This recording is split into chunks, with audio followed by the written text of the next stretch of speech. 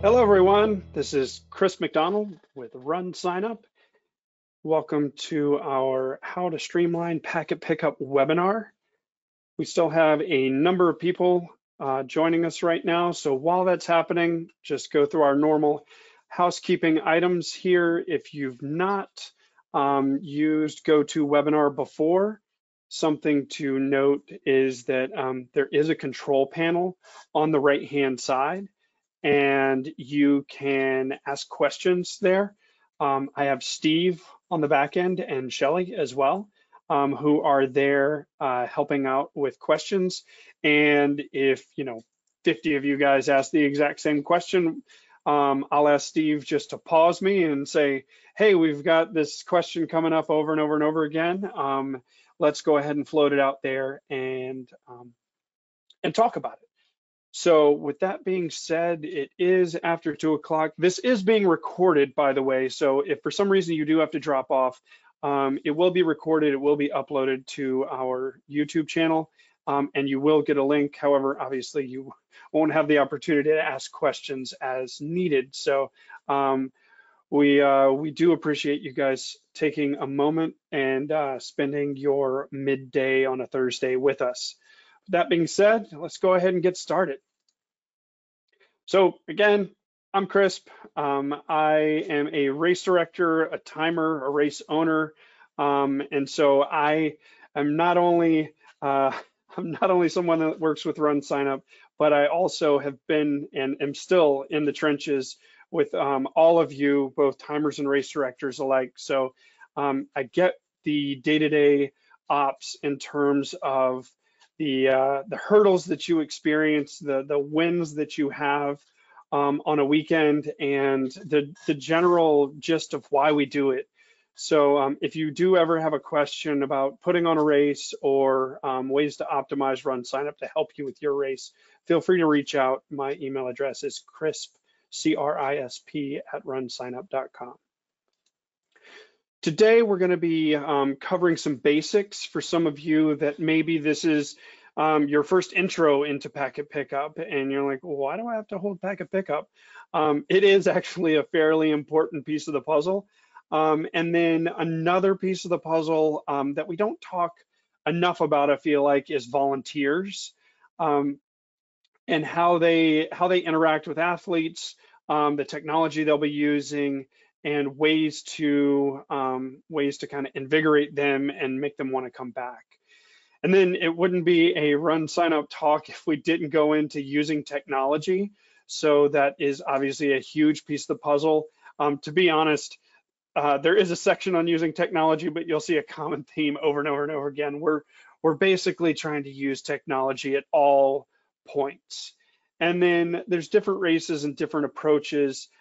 So the things that I'm going to talk about, the suggestions I'm going to make, they are just suggestions. These are not mandates. These are not things that you have to implement. You can have hurdles within your event or the infrastructure of where you put things on that limit some tools that you can use. For instance, you might not have access to power and might not have generators. You might not have a timer, so some of things don't matter as much. You might not. You might be in the middle of nowhere and you haven't made that investment yet into Starlink, so you don't have internet access. And so all of these parameters kind of change the way that you manage your packet pickup. But on a bulk, on an average of races, you do have power, you do have access to internet. Now, granted, it might be a cell phone or a MiFi, and some of you are lucky enough to have LAN coverage as well. So we're gonna jump right into the basics. So some basic tips for an efficient packet pickup. Again, some of these things might be super basic, but you'd be surprised at the number of events out there that kind of fall short on clear communication. And this is making sure you clearly communicate in multiple ways: the location and time of packet pickup, on your website, on all of your emails, social media. And again, this is not just a single one-liner. This is where things are. This is our timeline. This is when things open and shut. You know, this is what you should bring. This is what to expect. Put in pictures if you can. You know, as we all know, athletes are the worst at reading all of the information that we put out there. But over time, if we continue to over communicate and clearly communicate these timelines, you know, it will sink in. We can oversaturate and they will get it finally. And so don't forget to put up flyers and things like that, especially if your packet pickup is going to be at like a running store. And let the running store know what times they are or what time packet pickup are, because if you have multiple, because people are going to call in. There's so many times that I go to a packet pickup, and while I'm there setting up, people are already there waiting because they're overachievers. But then on top of that, the running store will get a phone call or 10. Is registration still open? Can they pick up their friend's packet? You know, and they need a fact sheet so they can answer these questions, because the answer of I don't know, just it makes people feel a little less connected to the event. So pre-registration, encourage pre-registration with discount incentives to reduce the number of on-site registrations. Now, this doesn't have to be like a $10 off. This might go the other direction. It's $10 more if you do show up and register on site. So pre-registration is $30, morning of is $40. Why is that?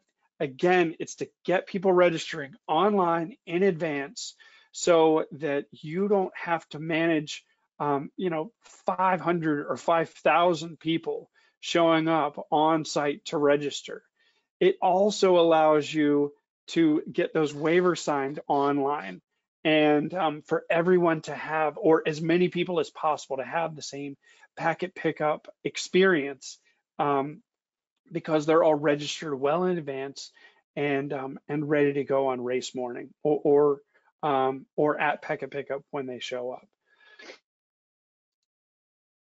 So you can have packet pickup at multiple locations and multiple dates. This is something that larger events will do.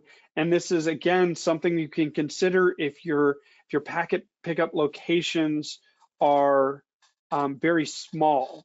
So if you only have, you know, a corner of a store and you have 800 people showing up, this could become a problem, you know? So having multiple packet pickup locations, or if you can't have multiple packet pickup locations, having multiple days of packet pickup. And you say, well, you know, if I do packet pickup on Thursday and Friday, nobody's going to show up on Thursday. Well, what we've seen very effective is encouraging athletes to come to packet pickup early with additional free swag. So in this Mardi Gras example, you can see first an additional technical singlet or shirt for the first 50 people to pick up. This is a great way to engage sponsors. If you have, you know, like whatever, foam footballs or you know, a free pair of running socks or something like that. It's just a great way to say, you know, the first 300 people or the first 150 people at each location, or something like that. Just an additional giveaway item that they're there until they're not, you know, that way you're not having to do inventory or anything like that. It's not anything anybody can register for online. It's quite literally just trying to get people to show up early to limit those late. And we all know who I'm talking about. The people that, you know, the race starts at 7 a.m., it's 6:45, and 2 school buses worth of people show up. And they were like, oh, well, yeah, I figured I would be the only one that showed up late. You know, everyone thinks they're the only one. Clear signage. Now, this is a great example of how, you know, they have branding both within the tablecloths and the tent and the A-frame, but also it shows which direction to go for what thing. Packet pickup, go to the right, volunteers to the left. Then we have a secondary level of signage. We have packet pickup and late registration at this table. something else at another table. I'm sure there's a volunteer thing on the left. So, I mean, again, just making sure you have adequate signage out there to direct people. And if you don't have adequate signage, put adequate volunteers that, I mean, you can make a sign that sits over their head or a thing that they hold up that says, ask me a question, and that way it's, oh, you're a volunteer, you're going to go this way. Oh, you're packet pickup, you're going to go that way. When is packet pickup end? Here's your answer. So again, just making sure those people in those scenarios have the answers and can help out. It's like a mobile Q&A booth. So volunteers for an efficient packet pickup. So the question that I get all the time is, how many volunteers do you need? And I always point people to the Run Sign Up Check-in report for previous data, and this can help you determine how many days or how many hours per day and how many lines you could accommodate. Now, I put stars beside this because some people are going to say, oh, we can do it faster, and others are going to say, well, we give out, a bowl of soup that takes us, we have to cook it in front of the person or something like that. I'm joking on that specific thing, but every race is, has specific needs, but some estimated numbers are and this is per 10 minutes. So keep that in mind. And again, you can go to your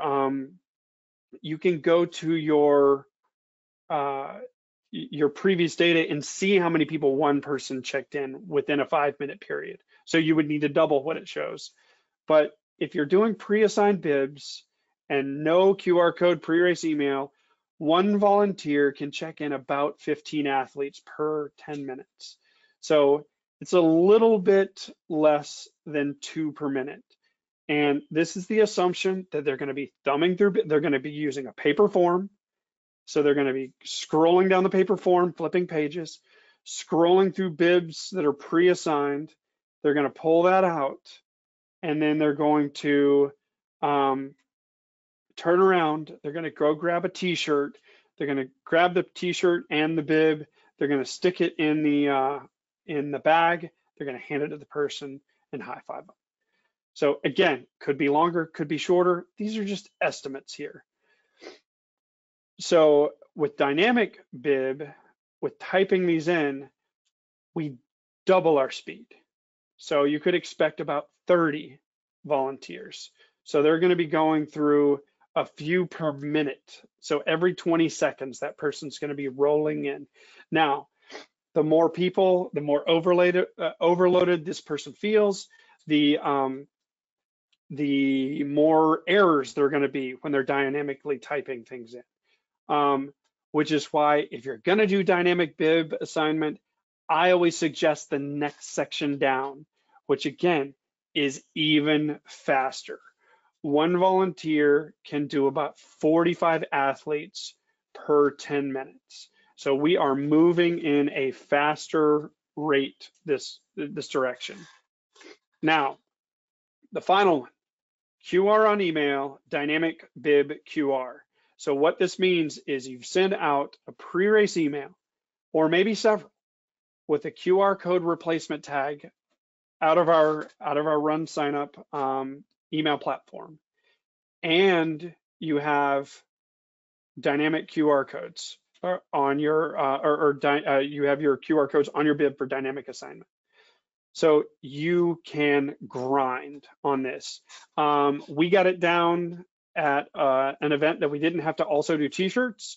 We got it down to about 5 or 6 seconds per. I put this at about 10 seconds per because even with getting a t-shirt, you can move.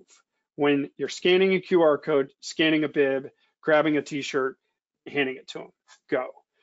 So again, you can see theoretically, if you pre-assign bibs and don't send out a QR code scanning email, you would potentially need 4 times the number of volunteers to check in the same number of people. Now, I want to keep in mind, and I'm staying on this slide for much longer than I stay on a lot of the other slides because I think it's important. keep in mind, you can't sit there and say, okay, well, I've got one volunteer then could check in theoretically 360 people in an hour, and we're only going to do packet pickup on race morning. We're only going to do it for an hour, and so we shouldn't have any lines because they can do it really quickly. For those of you who put on races before, it's not how it works. Everybody's not going to show up at 7 o'clock for an 8 o'clock start, and you're going to be able to casually check these people in so everybody's done. Everybody's going to show up at the same time. So this is what they can do. This doesn't mean everybody's going to show up reasonably.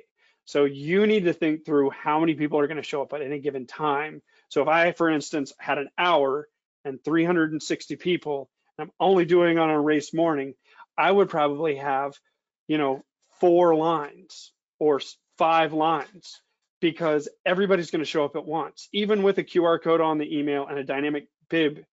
Now, personally, I'm going to spread this out and do a packet pickup the day before so that nobody's stressed out and we limit the number of errors that can happen. So what does this mean? If you combine the race day check-in app with dynamic bibs and QR codes, you get a rapid check-in scenario. So just something to keep in mind there. So how do you look at, how do you look at that previous data? If you go into your check-in, if you go to race day tools and check-in, you'll see check-in data or reports, and you can see a nice little how many people total, how many people per percent. So if you have 500 people registered, you're averaging every year about a 15 to 13% no-show. You know that 50 to 75 people aren't going to show up, which is so maybe you don't need to order as many items. Now, if you're talking about 5,000 people, that's real money that you're saving if you don't have to buy everything. You can also scroll over these and look at how many people over time check people in. So some things, we're going to start moving through these a little bit faster. Some things to remember. For volunteers, you need to start recruitment early. You need to look for running clubs, past participants, local organizations, or sponsors to help you out there.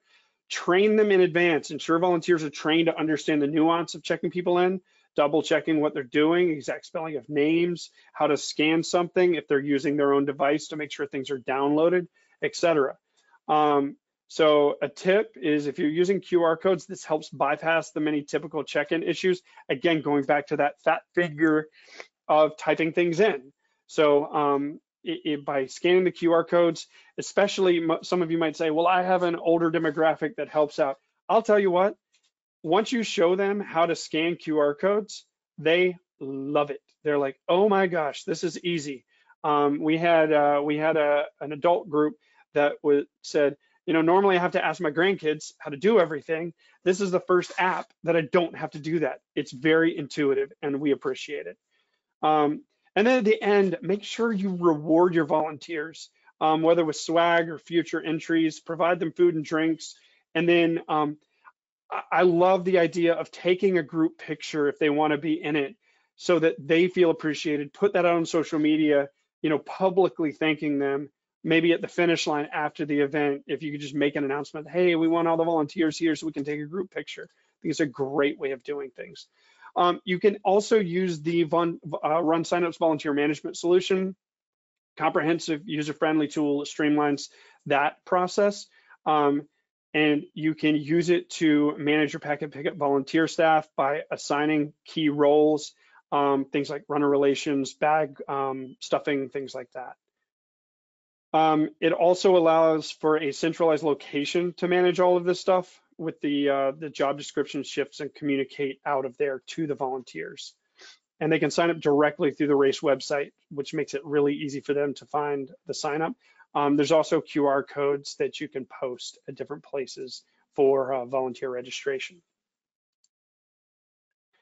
So volunteer tracking and check-in. So when you go into the check-in app, you actually get a question of, do you want to do participants or volunteers? If you're already in, you can switch modes to the volunteer mode.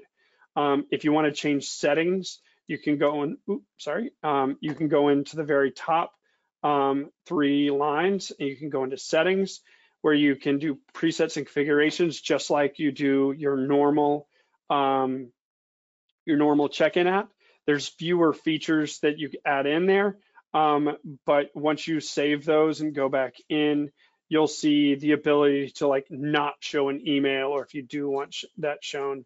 And this will show checked in at the end. You can uncheck people in if you want to. And then your volunteer summary on the back end of Run Signup, you can see, you know, how many people you have, how many check-ins you've had, things like that. And if you need more people, I check people. This is one of my test events. I check people in and out, which is why I have more check-ins than volunteers.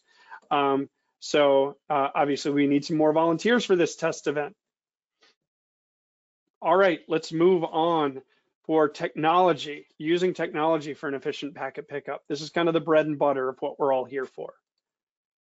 So email, we've talked about this some, but a lot of events don't fully use the email platform. And in every one of these scenarios where there's a red box, these are replacement tags that you can see on the back end. So some key recommendations here, using this QR code. The QR codes can be scanned by any 2D scanner. Now, what does that mean? I talked with a timer, I think it was a week or two ago, and he's like, I bought a scanner, a barcode scanner, a scanner gun to use, and it didn't work. It didn't scan any of the QR codes. And I was like, do you know if you bought a 1D or a 2D? He was like, and he went back and looked at his Amazon account. He was like, well, it's $19. It was a 1D scanner. I was like, yep. And I showed him 1D scanners only scan barcodes. They do not scan 2-dimensional items. Barcodes are only left to right or up and down. I guess it would still be left to right because you have to turn the barcode. But this is a 2D, you know, it scans both X and Y axis there. So you do need a 2D scanner. If you're using a check-in app on like an iPhone or Android mobile device, the camera will scan in 2D, so you don't have to worry about that. So again, this is a really, really easy way to look someone up, especially if it's like Tom Smith or, you know, John Doe. There might be 10 of them at your event if it's large enough. So that's something to consider. And the QR code forgoes that, so you don't have to worry about it. So this is what it looks like. If you're using QR codes or assigned bib numbers, make sure to include the QR code and or bib number in the subject line so that participants can easily find the email, it being the email. So we'll go over that a little bit more. But you can see on this, if we go into pre-built emails, you can do athlete week or race week athlete guide. And when it drops in, you can see we're looking forward to seeing you at race name. You know, that percent is going to change to the race name. Race details, this is going to change the race date. This is going to change the race start time. This is going to change the race location. You can see registration ID QR code. This right here is going to be the replacement tag for the QR code. So a lot of people have said, you know, like, well, how do I know what does what? So if you ever want to play in the sandbox, I suggest creating a fake event, registering yourself for that event, and then creating an email that quite literally says what it's called and the replacement tag, what it's called and the replacement tag, and send out test emails to yourself so you can practice what that's going to look like when you send things out to athletes. It's a really nice way to get an idea of what that athlete is going to see. So another thing is inventories. Now, some of you might say, well, I'm not selling anything on Run Signup. True, but you're giving things away. So, or a lot of you are. So a lot of you are giving away, let's say shirts, or even a hat, like a one size fits all. It does not matter. So if it's a one size fit all, you can use the normal giveaway inventory. Otherwise, you might want to use the advanced. And the advanced allows you to set it up so you have small, and we have 28 with one available, medium. So you can select for each one and keep adding rows for different options. Now, the beauty of this is it live syncs and allows you to manage athlete expectations. So what does that mean? That means you don't have the headache of somebody showing up on race day and just saying, oh, I want a medium. Well, we're out of mediums. Well, that guy just registered an hour ago. I registered 6 months ago. This isn't fair. Okay, you know what? I agree with that guy. It's not fair. So I suggest that you use these inventories. You set up an additional item here of no shirt. You put the quantity at, whatever large number you want to, so you don't run out of this no shirt. And that way, when a size that they can't or is not available, they can either choose a different size or they choose no shirt at no discount. So something to remember is that any manual change you make at the run sign up or check-in app level, so if you give volunteers the option to change things, it will let them override the inventory number set in place. So it'll be in red and it'll say minus -1 or something like that. Also, what I just mentioned, you should create a no shirt or none option in your giveaway listing, because if you sell out of all sizes, it will stop the athlete. They will not be able to continue the registration process. So you do need, if you do limit things, you do need to have a no shirt or let's say no hat or something like that option, so that they can select one of these as a mandatory field and continue through the registration path.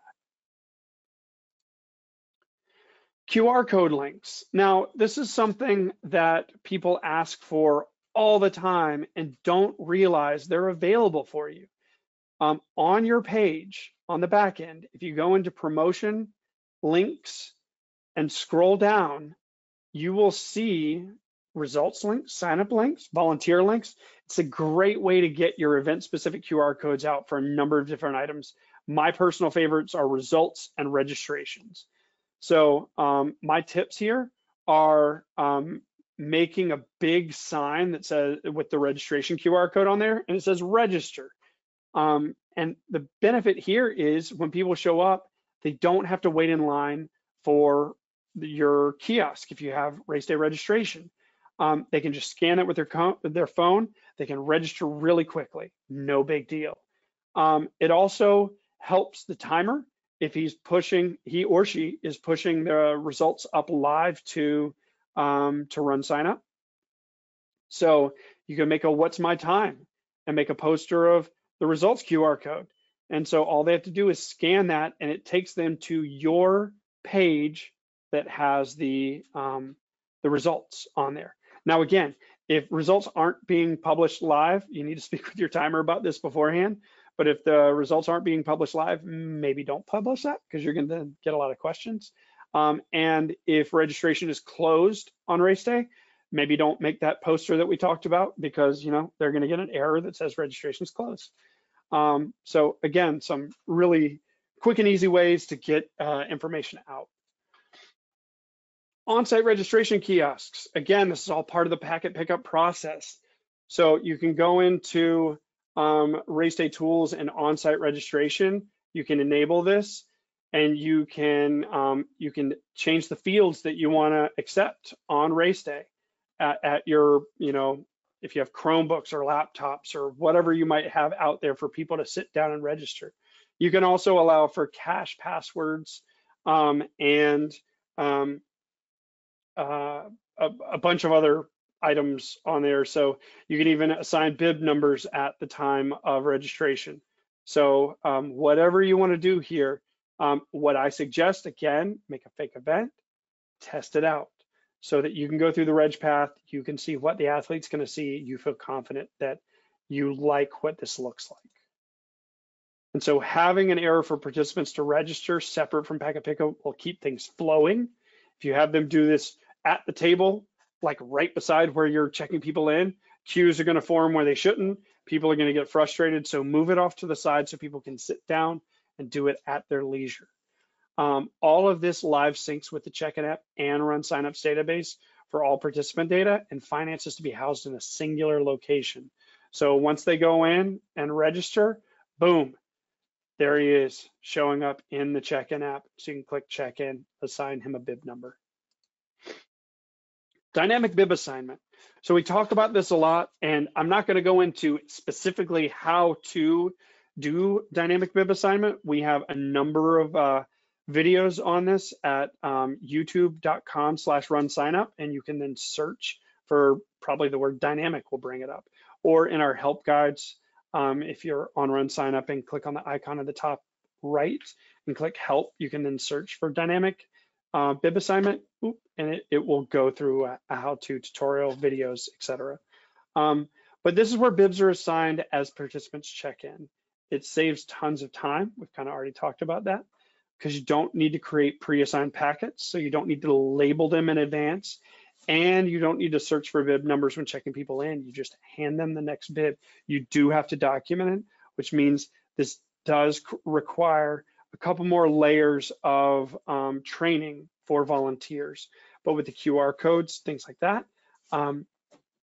it does trim down on any possible errors.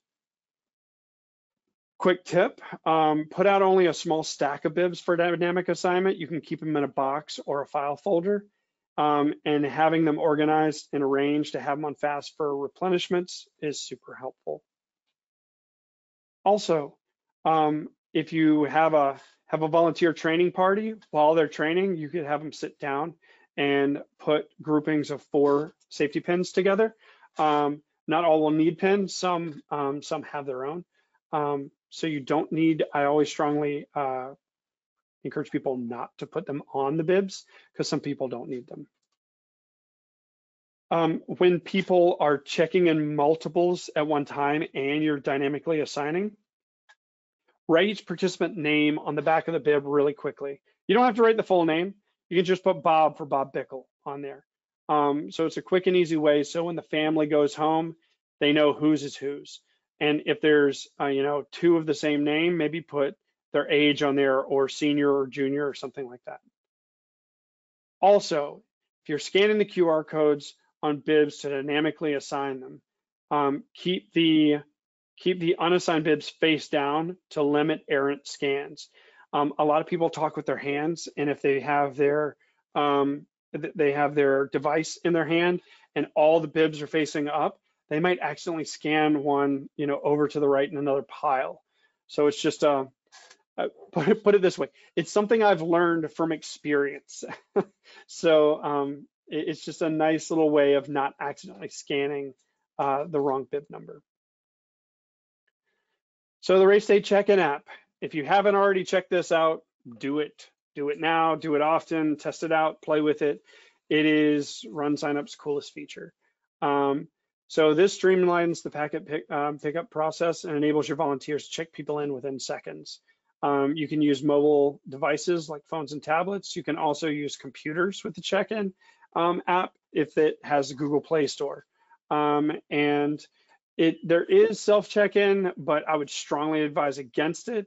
I would really go for assisted check-in, and that's where the volunteer has a device just like this and scanning bibs to check people in. So some tips: ensure volunteers are trained in advance of packet pickup.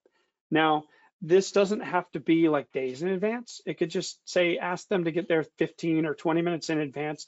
It's a fairly easy app to use, but just make sure they're trained and don't just jump straight in, because could something come up that you want them doing something a specific way, and we want to make sure that we go through that path correctly. Ensure all devices have the check-in app installed. Again, get them there early. If they're going to use their own device, then make sure it's installed, and make sure that the correct presets and configurations are set up. Make sure they have the password.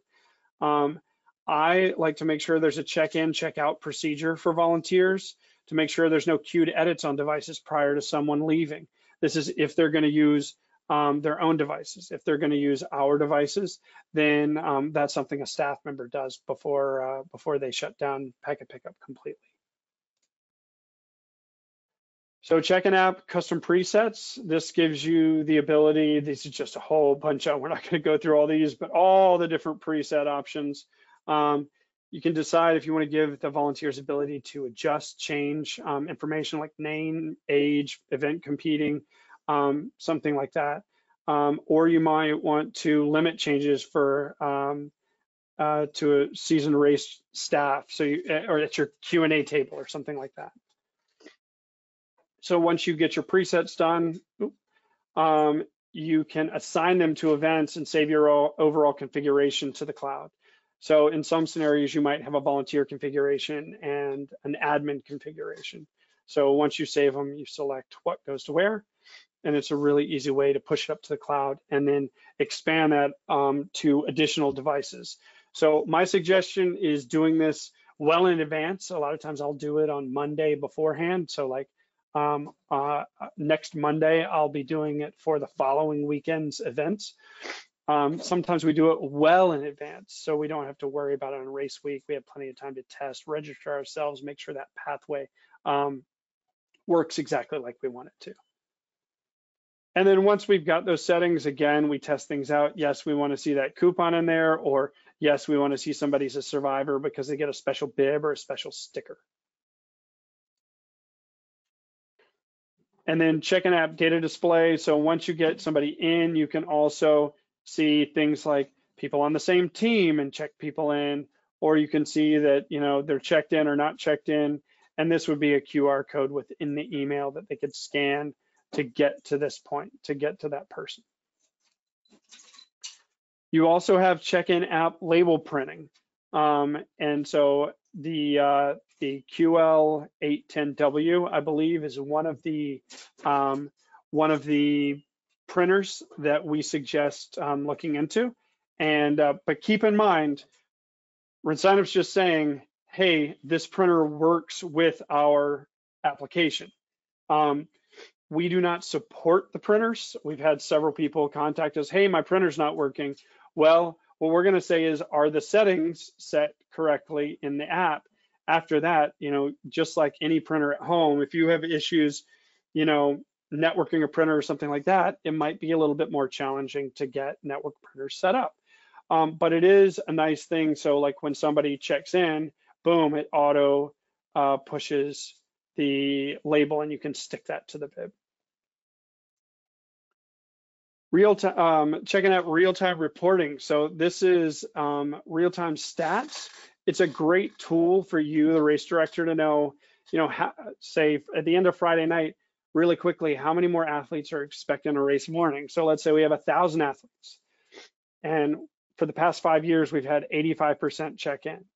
So now we're gonna expect 850 people. And the end of Friday, we had 500 check-in.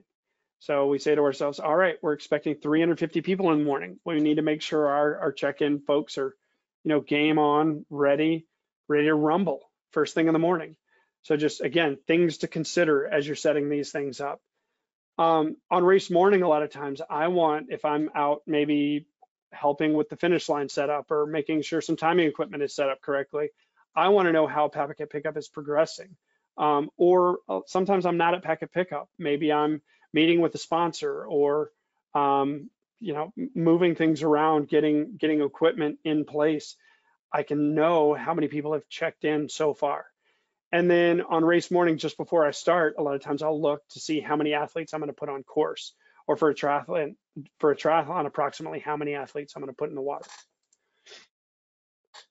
So then we have approaches based on number of participants. And this is a fairly simple thing, but some things to consider. For smaller events, you know, you really just want to make sure your last minute registrations can be higher, just because maybe people didn't know of the event. We see, you know, let's say you have 100 people registered for this weekend today.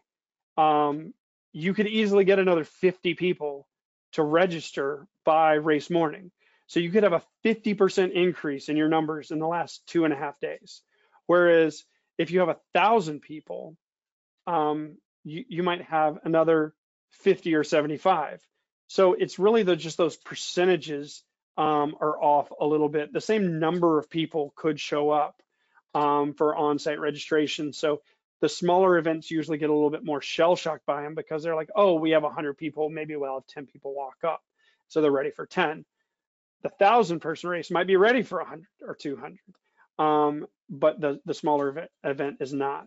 Ensuring swag sizes are clearly marked, making sure everything's close by. For smaller events, a lot of times the volunteers at Packet Pickup are wearing more hats. And in this scenario, we mean that literally.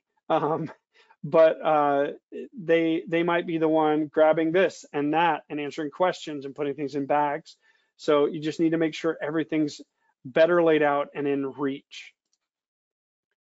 So everything, these guys, everything's really close by. They have socks to give away, safety pins, bibs, and they can just swing, turn around really easily. And the bibs or the t-shirts are right there. They don't have to stand up. So everything, again, is very close by. For larger events, you know, you're going to spread things out. The expectation a lot of times at larger events is higher, and they're expecting a bit more of an efficient experience. So you need to make sure you have larger spaces. You need extra days for Packet Pickup potentially. If you don't have extra days, let's say it's a 5,000 person turkey trot, and you know that you can only hold Packet Pickup on Wednesday afternoon and Thursday morning.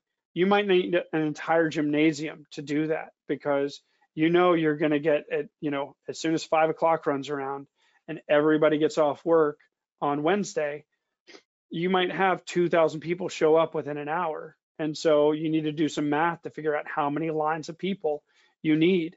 And maybe part of that plan is separating out swag from bibs and moving safety pins to another location. A lot of people, what they'll do is they'll have expos at larger events, and there'll be a scenario of, exiting through the gift shop. Their actual Packet Pickup might be on one side, and on the other side might be swag giveaway.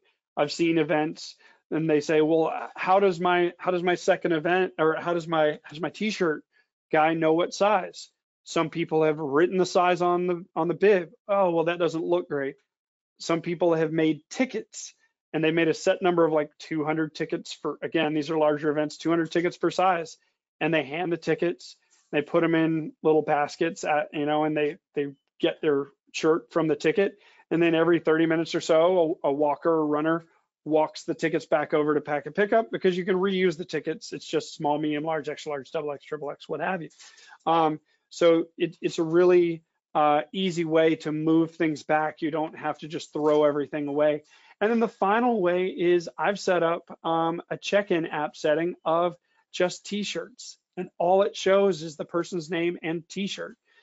And so the t-shirt hander outer volunteer has, they scan the QR code on the bib, it shows them the t-shirt, they take a marker and just put a dot or something like that on the bib really quickly. And that way, they know that they've handed this out to someone, and they have a really efficient way of checking what t-shirt size that person's supposed to have. You also want to have a dedicated runner relations area with seasoned staff there. A lot of times the timer will have a representative at this location too. And that's to make any major changes, like somebody's got to move from this event to that event, or to an elite corral, or something like that. So it's just a really, really good way of managing issues. Or some people have a large group table where if you're picking up for 10 or more, you need to go to that table so that you're not bogging down the lines for other folks.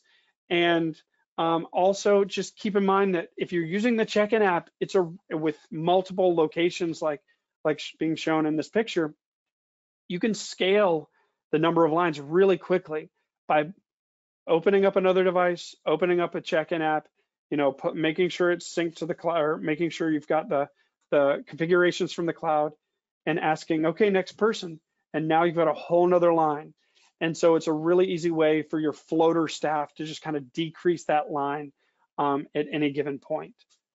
And then a lot of events are using a combination of pre-printed and vanity bibs with dynamic assignment. So if it's pre-printed, you might have emailed out, hey, you have a vanity bib with your name on it. You need to go to this section. So bibs 1 through 800 might be over here for the pros. And then, everybody else might be dynamically assigned over there. So just some pictures of larger events, signage zone 1 through 4 check-in, so everybody knows where to go. Really high-end kiosk settings for marathon, 5K, half marathon.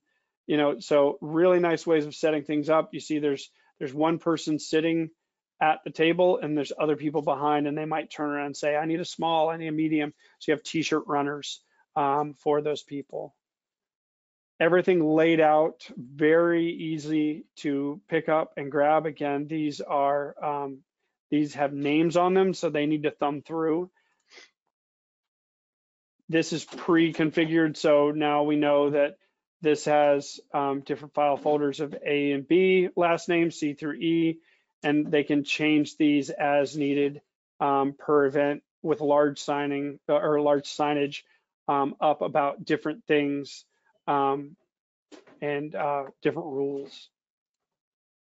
An overhead of check-in, again, you can see it's not rocket science. It is the same thing, step repeat. Somebody's handing them a bag, somebody's handing them a t-shirt, and they're assigning bibs as people show up, and same kind of thing. You're showing up, they're giving you something, walking out. So just how quickly can you get people through? Same thing, they're grabbing their bib, they're walking up, they're assigning the bibs as, and you've got multiple people working, helping with maybe one person's doing a bag, one person's doing a bib, and somebody else is handing a shirt. Spreading things out big time with different lines, making it really easy for volunteers to manage things and not feel overwhelmed. So we went through a lot today, but I hope that you got a great idea of packet pickup, streamlining packet pickup, the basics for some of you new people, how to use your volunteers effectively, make them feel special, making them feel trained and knowledgeable, all the technology that's available for you at the Run Sign Up level, and then some things to think about in terms of your small event versus your large event, and hurdles that you run into with each one. I realize that this is not specific to any one event, and maybe you say my event can't do this or that, but hopefully in the grand scheme of it, it gave you some novel ideas or some tools that you can use that are free on Run Sign Up, and make your event experience for you, your volunteers, and your athletes better. So thank you, guys. Steve, are there any big questions that we need to jump into? I mean, I think we answered everything online. This one we're going to follow up with Elizabeth on, but I haven't gotten to it yet. But it was, can I check in a family when I'm at the same time when I'm using dynamic bib assignment? And the answer is yes, especially if those family this is great question for like turkey trots or maybe holiday runs. So like firecracker 5Ks, things like that a lot more people are going to show up as a family to register, participate, and packet pickup all at the same time. And so there's a selection within the presets that allows for you to suggest athletes in the same registration, so that like people paid for it at the same time. So if I come up, it would say Chris McDonald, but then my wife and my 2 children would be under there, and they would say, do you also want to check in Colleen, Fletcher, and Lily? And you would do it one by one, but it would still, because we're all in the same grouping, as soon as I'm done, it would bump back out and allow us to check that the rest of my family. Awesome. Another good question, because I've heard this a lot, is if you've got specific information about your registrants that you want your volunteers to know, when they're looking them up, either web check-in or using the app, something like, are they a survivor, right? If we're doing sort of a disease, cause-related based event, or maybe they're a board member. So somebody asks, how can I do that? How can I know that they're somebody special like that so I can slap a sticker on their bib or give them a special swag item? Sure. So if it's something external that you're asking them, you can show questions and question responses. If it's something internal, like a board member, for instance, you can actually create a custom question, and you can actually like set it to no one's actually getting asked this question, but it's an import. It's just a setting that you're using. And within, again, going back to the presets, and this is why I say create a fake event, test it out, play with it, show things as you want. But within the test event, you can test out how things are going to display with showing some of those custom questions that you put out there. Okay. And then another helpful one, last one here that we were talking about is fast registration options, so that we can, so that you can use a URL on site and have registration open that's not open to the general public. Yep, and so you can set within that Raceday kiosk or Raceday registration under Raceday tools and on-site registration. When you enable that, you can set what parameters you want, and then you can also limit the use of that or limit all registration just to on-site. There's also fast registration options that you mentioned. And you can set up fast registration options by time or by mobile. So if somebody's on their phone, it only asks them specific questions. It's not going to ask them to like create a fundraiser or something like that. But you would maybe only want to limit that to like the last few days, because usually people aren't creating fundraisers, the Wednesday before your turkey trot tomorrow morning. So you can go into, if I use that top left search bar on the back end of Run Sign Up all the time. I'd love to say I'm smart, but instead I'm a really good Googler. So I use that search function all the time, and I honestly have no idea where fast registration is, but if I go to that top left thing and type in the word fast, boom, it gives me my fast registration options. Last thing, Chris, you kind of touched on this earlier, but as a reminder, somebody's saying they're a first-time race director, and is there a Run Sign Up resource I can contact if I have questions? Who should they go to, Chris? So in most scenarios, what you're going to want to do is you're going to want to reach out to your account manager.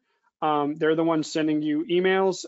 If you don't know who yours is, you can reach out to info@runsignup.com. And one thing I speak with timers a lot about, growing their timing business and making sure things are put together well and they feel confident in what they're doing. I would mirror this concept to race directors, and that is build yourself a network of other race directors. You're not alone out there. You don't have to invent the wheel by yourself.